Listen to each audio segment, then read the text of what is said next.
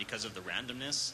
A good example of this is if you're walking down one of the roads early in the game, you could come across a scene. It's one that we showed in Crafting Sanctuary panel earlier, where a bunch of zombies come to the ground and you kill them. And it's a pretty cool fight, but it's going to take you probably less than a minute to do. That same scene could be a 20-minute dungeon, next time you roll it. So it's dramatically scalable according to the random elements you come across, let alone the playstyles. It's really hard to say. It depends what you roll. Thank you.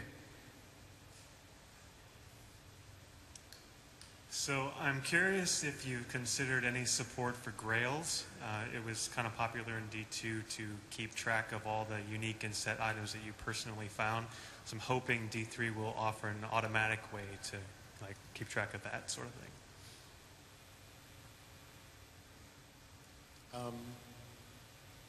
Maybe. Don't know yet, to be honest with you. But I tell you what, I will put it on my list of things to look at and consider.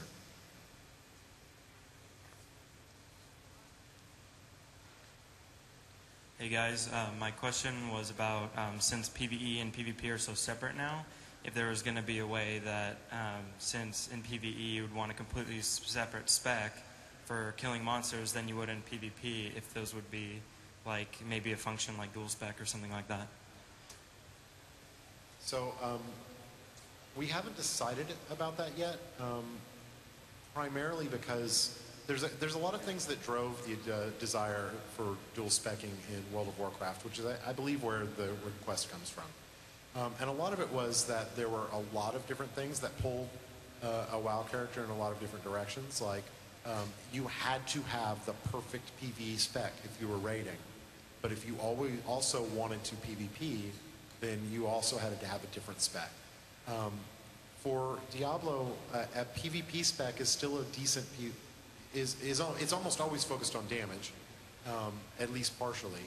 And as a result of that, it's never a terrible PvE spec either. So the need to kind of manage multiple specs per character may not be necessary.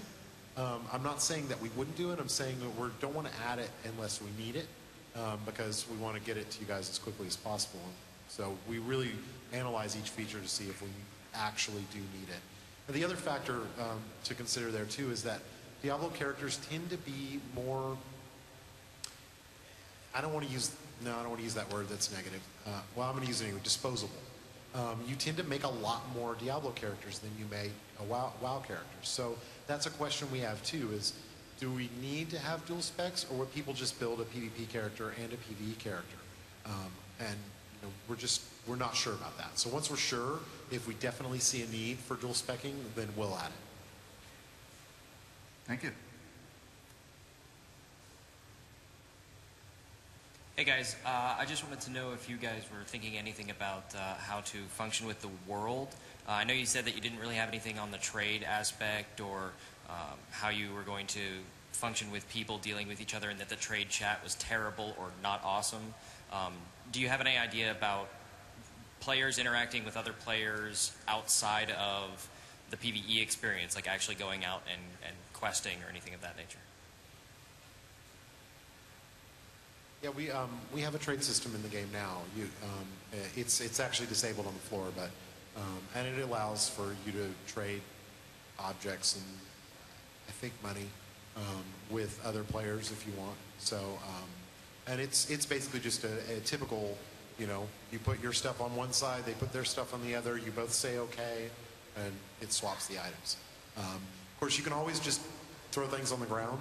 And one of the things that we find when we're playing together is that when people's bags fill up, a little bit less now since salvage came in, but especially if they find something that they think, oh, this will be good for my friend, a lot of the times they'll just run by them and toss it on the ground because they'll see it. And, people are like, anything shiny hits the ground, and they just naturally vacuum it up. That's actually the quickest way. Thank you. Hello, just a quick lore question. Do both genders of each class have the same backstory, and if so, does that include the barbarian?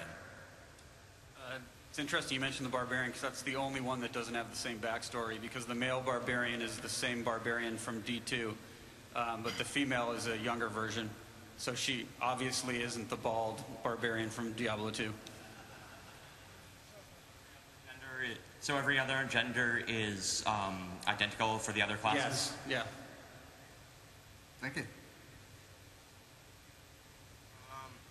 Having played everything from the Lost Vikings through 100,000 hours of World of Warcraft Arena, I hate to have to change my question because you said it, but the way I interpreted another answer that you guys had put forth is that you plan to not support competitive play because you feel that to do so you would have to deteriorate the essence of the fun of the game. And I know that as a company you have always been about the fun of the game, and that's why I've played everything through, the Lost Vikings to 100,000 hours of WoW, but I never would have played 100,000 hours of WoW if there was never the need to get better. And I feel like you guys, since, you turned StarCraft into a nation's esport through its balance, I feel like if anyone's capable of balancing competitive PvP, I'd like to have the crowd roar for me right now because I think you guys can do it. And I don't want to have to change the fundamentals of anything else you've done because you've made every improvement to Diablo 3 that I would have made myself, but the one thing that I don't want to see you do is drop competitive play. So if everybody loves Blizzard and agrees with me, will you guys support it? Based on the community at BlizzCon and based on my question, will you support competitive play, even though you said you wouldn't? I think there's your answer. Well, actually, I think based on that, I could say if BlizzCon demanded it, then I would. But apparently, BlizzCon doesn't demand it. But so I can tell you that you're right. Blizzard knows a lot about balancing games. A lot, enough to know when to give up. I spend a lot of time with this. I'm a big fan of StarCraft before I came to Blizzard, and I play a lot of Star 2, and I talk to those guys a lot, and I know the sacrifices they made to make an esport, and that was okay because that was their game. That was everything they wanted to be. It's not what we want Diablo to be. And so we're not, and what it comes down to is we're just not willing to give up what we want Diablo to be in order to make an esport. I'm still going to love it. Thank you. Thank you. Jay, turning the train wreck around there. As a good segue, I've got a question regarding the Battle.net 2 integration, which is obviously going to be a very important part of Diablo 3, like all Blizzard games before it. It's been a few months since we've had the launch of StarCraft 2, and I'm curious to know whether or not you guys have been paying attention to some of the hits and misses of Battle.net 2, specifically things like absence of chat channels, and probably more important for the foreigners watching the show, when you buy the game in a different country, can you play with anyone in the world? Or are you sort of stuck in Southeast Asia or North America or Europe? Are you going to play with anyone?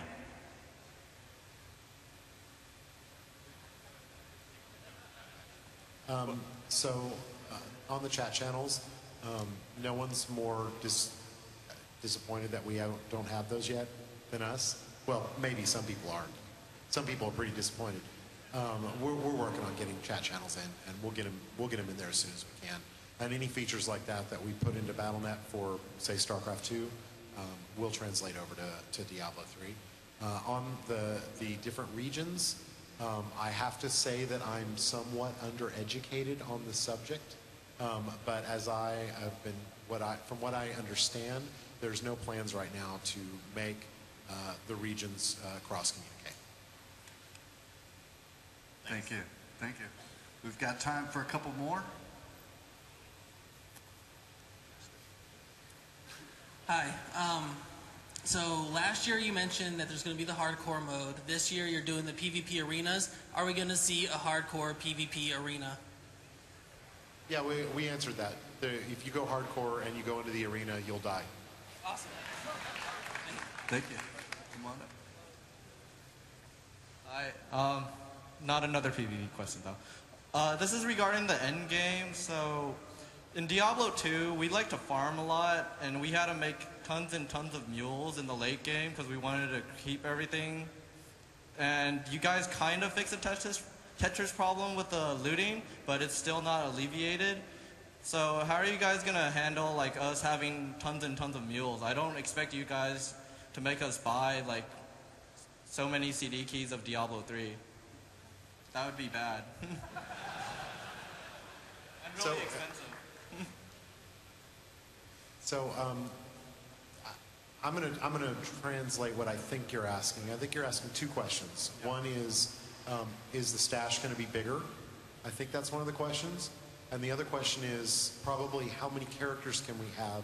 And I referenced that based on the CD key. So we haven't determined the number of characters per account, but because accounts don't work the same as they did before, it's not like you have a CD key and you can make tons and tons of Battle.net accounts. It's you have a CD key and you have your Battle.net account. The number of characters is going to be a lot higher. Exactly what that number is, I can't say, but it's going to be. We're going to try and make it a number that's actually really hard to hit. And we're. Yes, go right ahead. So get ready to applaud more, and we're going to make sure that we never delete your characters. So, even if you leave the game and come back. So the other side of the question is the stash is massive. It's very, very, very big. So it's so big. People tell me I think the stash might be too big, and then I hit those people and they are quiet.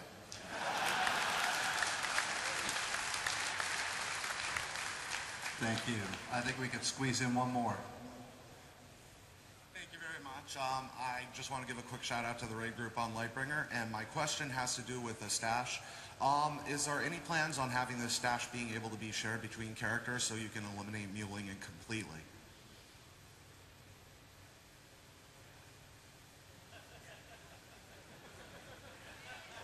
Yes.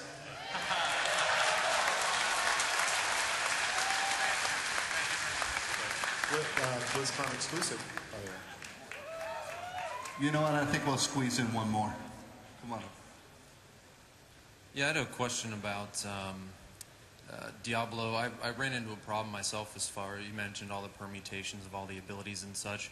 And if you spread your abilities too thin, you might be setting yourself up for failure. I didn't get to the end of Diablo 2 as far as max level, but I was curious if there's anything in Diablo 3 to assist the player in making decisions that you might currently, for some games, rely on intellectuals to have to make for you.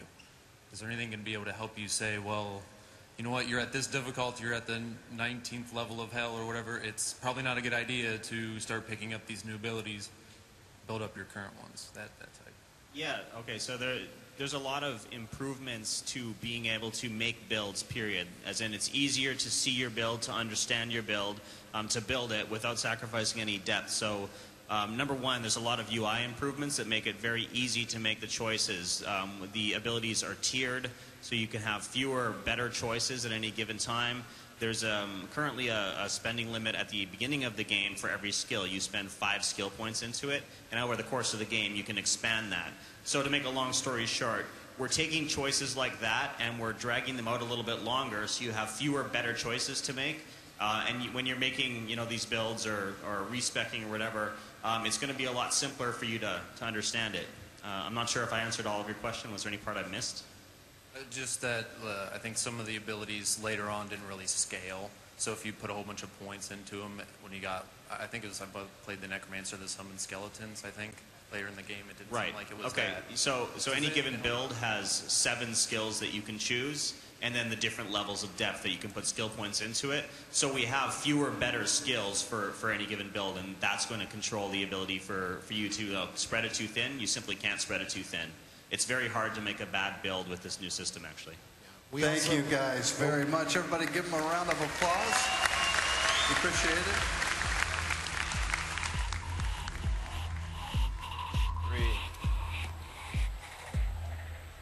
All right, that wraps up the Diablo 3 open Q&A there with the team, and the fans here at BlizzCon are having fun on day 2. We're wrapping things up. We've only got about 3 hours left before the big closing ceremony.